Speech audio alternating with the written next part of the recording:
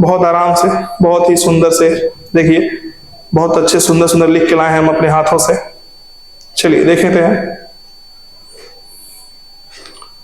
तो CNS, central nervous system, हमारे body को कंट्रोल करने वाला सीएनएस है, जिसके दो पार्ट होंगे, एक ब्रेन होगा बाबू और एक स्पाइनल कॉर्ड होगा।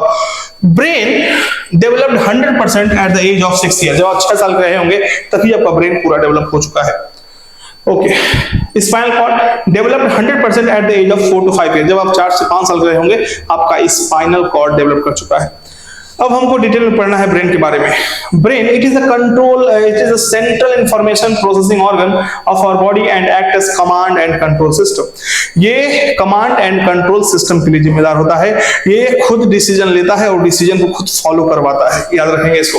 ह्यूमन मेल, अगर कोई आदमी है, कोई इंसान है, कोई मेल है, तो बाबू 1400 ग्राम का ब्रेन होता है उसका। अगर कोई फीमेल है और 1250 ग्राम का होता है। हम नहीं कह रहे हैं कि एनसीईआरटी कह रही है तो हमको गाली नहीं देंगे कोई, क्योंकि मैं नहीं कह रहा हूं कि जो ह्यूमन फीमेल उसका ब्रेन छोटा होता है, मैंने इसके बारे में डिस्कशन कर चुके हैं already.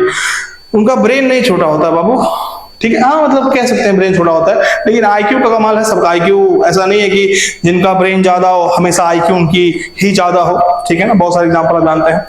Brain is well protected by skull, very very important.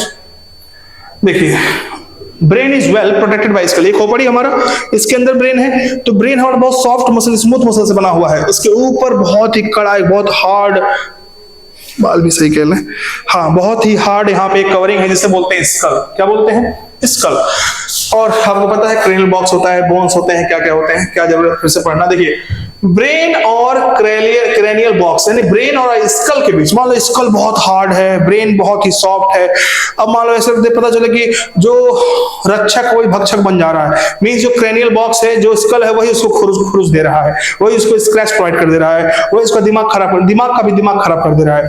तो उस केस में ब्रेन और क्रेनियल बॉक्स के बीच में नेचर ने एक कवरिंग बना दी है बाबू, इसको हम बोलते हैं मेनिंजेस। क्या बोलते हैं? मेनिंजेस। तो क्या लिखा है मैंने?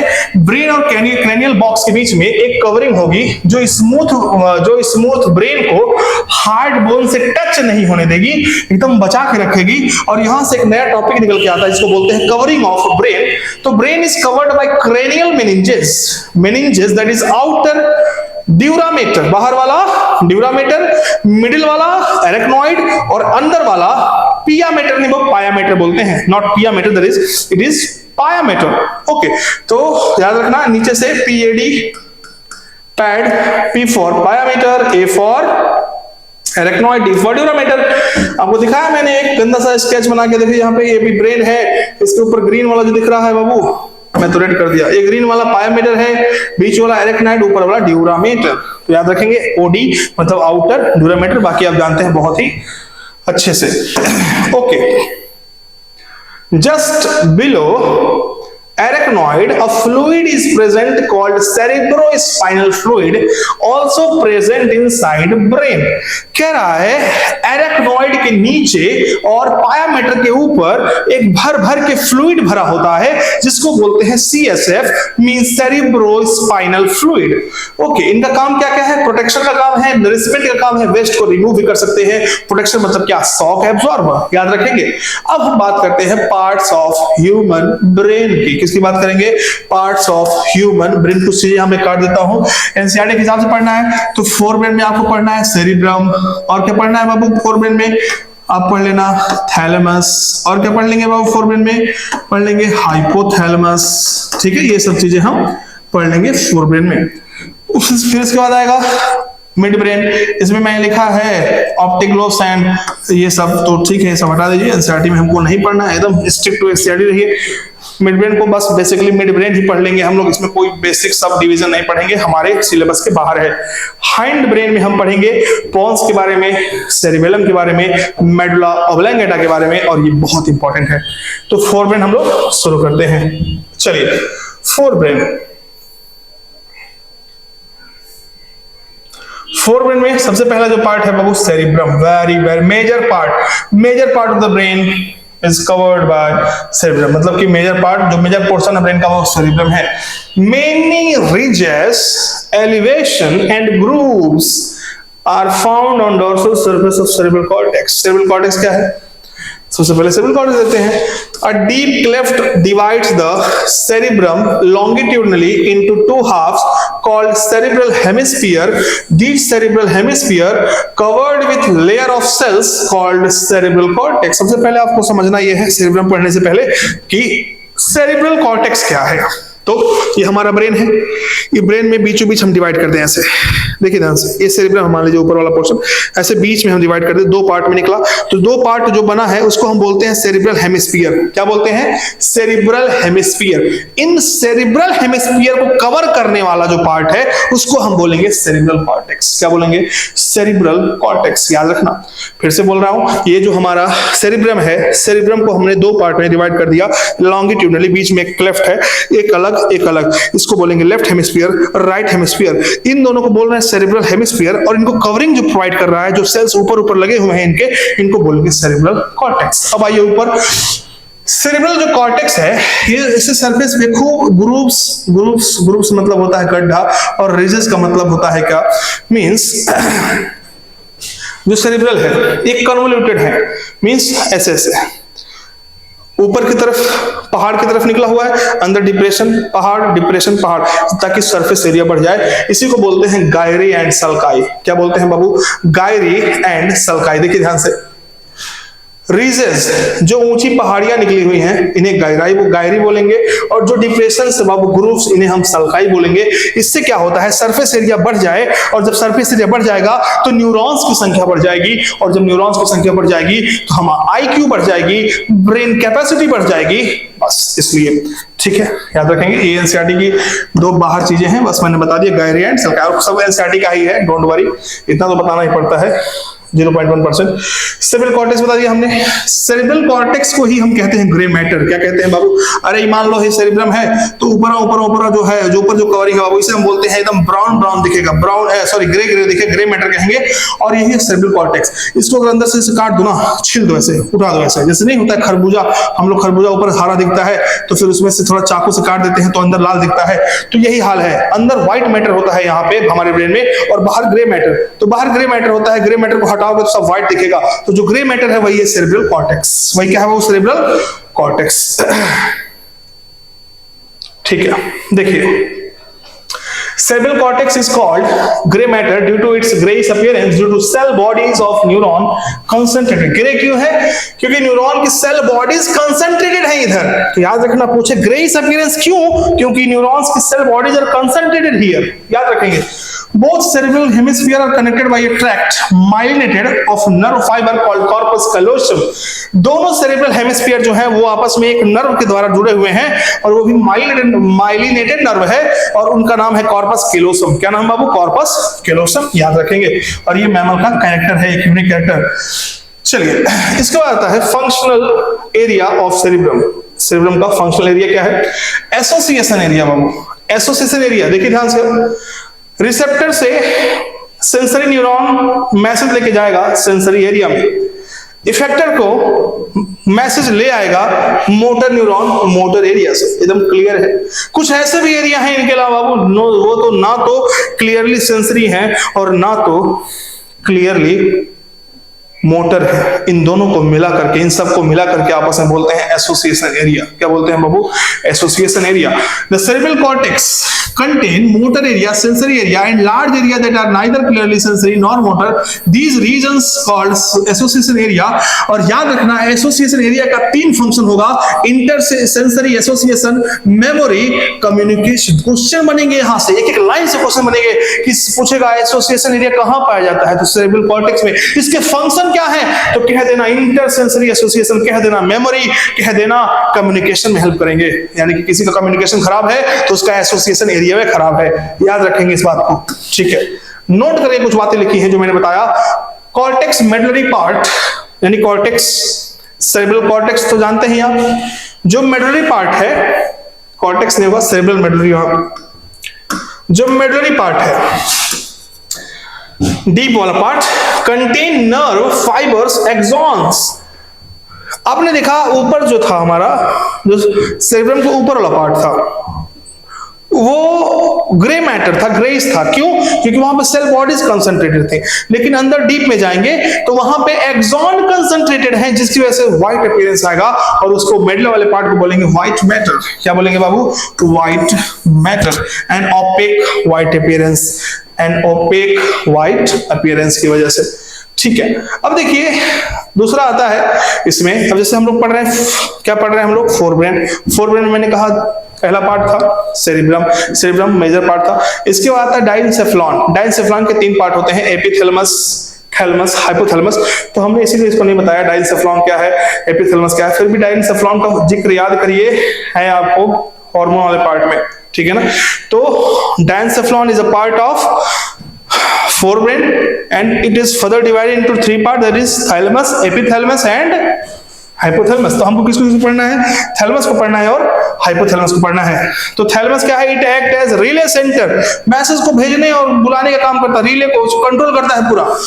Means it is a major coordinating center for sensory and motor signaling। Sensory और मोटर सिग्नलिंग का एक रिले सेंटर है, एक सेंटर है। जैसे पावर हाउस होता है, वो बिजली को इधर उधर भेजता है, वैसे ये मैसेज हाउस है बाबू। थैलेमस का काम साफ साफ शब्दों में यहाँ पे आपको दिख रहा है। चलिए, अब जो सबसे इंपॉर्टेंट यहाँ पे दिख रहा है आपको, क्वेश्चन का भंडार मिलता है यहाँ से, इसको बोलेंगे हाइपोथैलेमस। क्या बोलेंगे बाबू? Located at the base of thalamus. Thalamus base, thalamus के बेस पे ये प्रेजेंट होता है हाइपोथैलेमस। इसके फंक्शन को हम ऐसे गिनवा देते हैं। एक ट्रिक है बेताब। कौन सा ट्रिक है बाबू? बहुत पुराना ट्रिक है, बेताब। B for behaviour and emotion, E for endocrine control, T for thermoregulation, A for ANS control, B for biological clock system. यानी कि बिहेवियर, पहला बिहेवियर आपका, इमोशन, आप रो देते हो छोटी छोटी बात पे, बिहेवियर आपका चेंज होता है, ये सब कौन कंट्रोल कर रहा है? हाइपोथैलेमस। आपका एंडोक्राइन, हाइपोथैलेमस आपके पिट्यूटरी को कंट्रोल कर रहा है, आपके पीनियल को भी कंट्रोल कर लेता है एक समय के लिए। मींस ये एंडोक्राइन को भी, एंडोक्राइन सिस्टम को भी कंट्रोल कर लेता है। थर्मोरेगुलेशन बाबू, जो मेन काम यहाँ पे हमको याद रखते हैं हाइपोथैलेमस का, और टेम्परेचर को रेगुलेट करने का काम होता है thermoregulation. ANS control, autonomic nervous system को कंट्रोल कर लेता है दवा, कि आपकी बॉडी के अंदर जो ब्रीदिंग रेट है, आपका जो हार्ट बीट है, उसको भी ये कंट्रोल करेगा। आपके अंदर डाइजेस्टिव सिस्टम है, उसको भी कंट्रोल कर लेगा। कौन? हाइपोथैलेमस। लास्ट में बायोलॉजिकल क्लॉक सिस्टम। आप अगर 10 बजे रोज उठ रहे हो तो कल भी 10 बजे उठोगे, एकदम फिक्स है। इसे कहते हैं बायोलॉजिकल क्लॉक सिस्टम। समझ रहे हो बाबू? और देखिए कुछ काम क्या है। Hypothalamus also control eating and drinking अर्ज। आपको जो खाने की भूख लगती है, जो कहते हैं ना कि मुझे क्रेविंग हो रही है, आजकल जो बाबू एक नया वर्ड है क्रेविंग। तो क्रेविंग बाबू यही है, अर्ज मतलब खाने पीने की जो इच्छा होती है, फूड ईटिंग या ड्रिंकिंग, क्रेविंग या अर्ज। एक और बात, हाइपोथैलेमस के पास कुछ सिक्रेटरी न्यूरो सिक्रेटरी सेल्स होते हैं, जिनको न्यूक्लियाई कहा जाता है, ठीक है ना। और ये रिलीज करते हैं हाइपोथैलेमिक हार्मोन, जैसे रिलीजिंग हार्मोन और इनहिबिटिंग हार्मोन। रिलीजिंग हार्मोन जैसे जीएनआरएच और इनहिबिटिंग जैसे सोमैटोस्टैटिन, ये सब आप जानते हैं। चलिए, इसके बाद एक और महत्वपूर्ण आता है वो limbic system. Limbic system, the inner part of cerebral hemisphere, the inner part, cerebral hemisphere के सबसे अंदर वाला part, and a group of deeply associated structure. अंदर, उसके भी अंदर एक और स्ट्रक्चर है जिसे हम बोलते हैं एमेगडेला और बोलते हैं हिपोकैम्पस। इसके बारे में बात करते हैं। तो forms a complex structure called limbic system. हम कह सकते हैं बाबू हाइपोथैलेमस लिम्बिक सिस्टम में ही इंक्लूड कर दो। हाइपोथैलेमस, हिपोकैम्पस और एमेगडेला, इन सबको मिलाकर के लिम्बिक सिस्टम कह देते हैं। एमेगडेला काम क्या है? Rage of fear, rage and fear वाला इमोशन, ऐसा इमोशन जो आपको गुस्सा दिलाए, बहुत ही एकदम आक्रोशित कर दे, इसलिए एमेगडेला कंट्रोल करता है। यानी किसी भी एक ऑर्गेनिज्म में अगर एमेगडेला निकाल दो तो उसे गुस्सा और डर नहीं आएगा। शॉर्ट टर्म मेमोरी को जो लॉन्ग टर्म मेमोरी में कन्वर्ट करता है वो होता है हिपोकैम्पस। ये सब स्ट्रक्चर है बाबू जो कि बना रहे हैं क्या? लिम्बिक सिस्टम या लिम्बिक लोब, याद रखेंगे। Along with hypothalamus, limbic system involve in regulation of, ध्यान से देखो, ये लिम्बिक सिस्टम जो है, यानी कि हिपोकैम्पस, एमेगडेला और हाइपोथैलेमस को भी ले लो, क्योंकि ये दोनों कोई भी फंक्शन बिना इसे कर नहीं पाएंगे। देखो, sexual behaviour, emotional reaction, excitement, pleasure, rage, fear, ये सब कंट्रोल करते हैं ये लोग, लिम्बिक लोब। तो याद रखो, लिम्बिक लोब में 3 लोग आ गए हैं बाबू। लिम्बिक लोब 3 लोग, हाइपोथैलेमस, हिपोकैम्पस, एमेगडेला।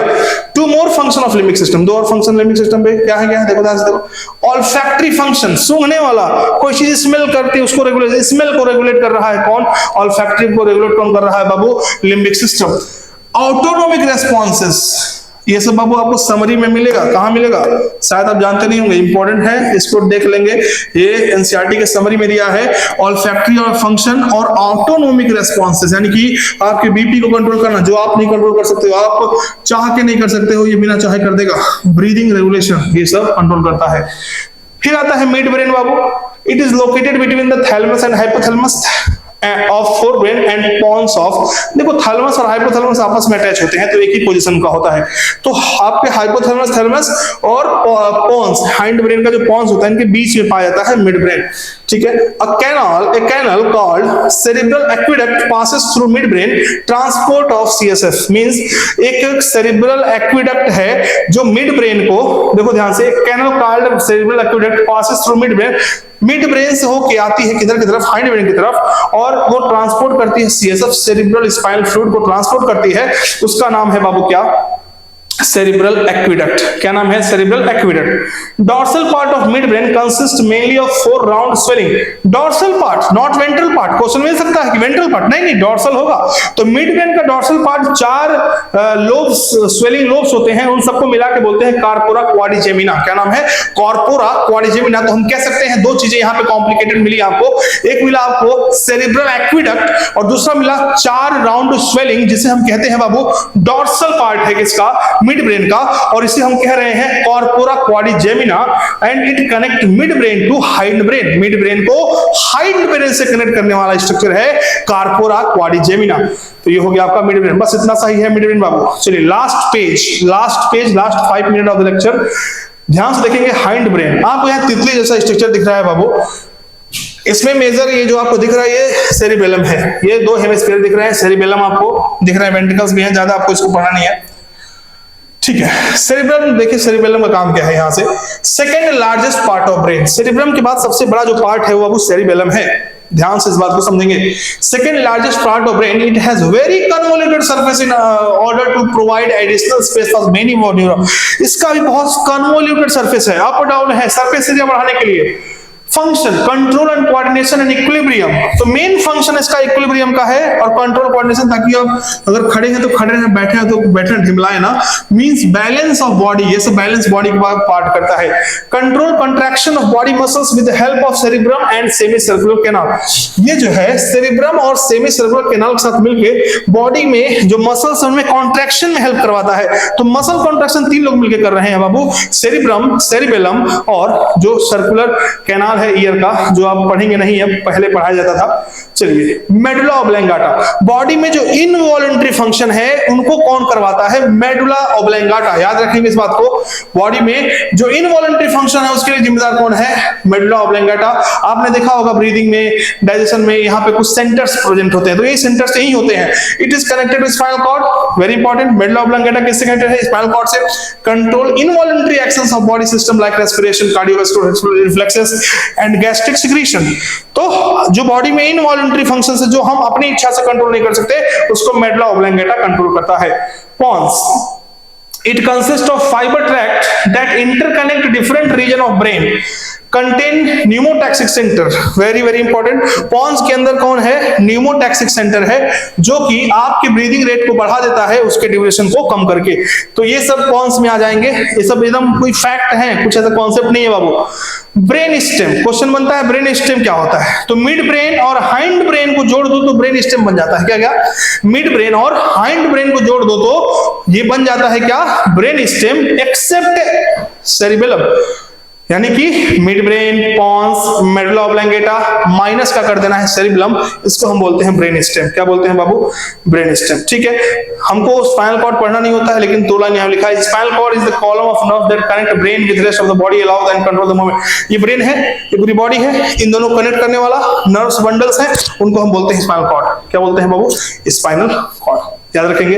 तो ये चैप्टर यहीं पे खत्म हुआ, बहुत बड़ा चैप्टर होता है ये, लेकिन यहीं पे खत्म हो जा रहा है क्योंकि कुछ पोर्शन डिलीट हो गए हैं। यहीं तक आपको टेस्ट में आएगा, यहीं तक नीट में आएगा, ठीक है ना। मिलते हैं फिर, थैंक यू, नेक्स्ट लेक्चर में, थैंक यू।